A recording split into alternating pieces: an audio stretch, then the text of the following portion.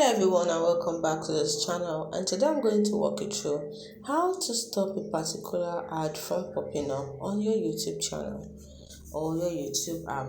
Now this is my YouTube app, and this particular ad from Money Point I want to stop from popping up.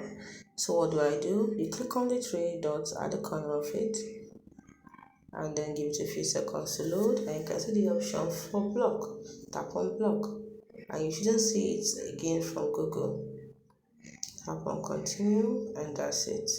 So you should know that the ad is blocked, but you might see it again, but not the particular one you blocked. As you can see,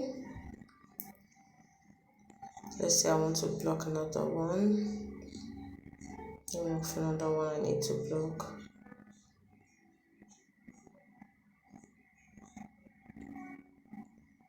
So you can do it for as many as you want. Let's say I want to block this particular. That's not an ad actually. That is a page, a good page. So let's see if we can get another ad. Things I've blocked most of mine. That's why you see you barely see any ads left. I've blocked a lot of mine.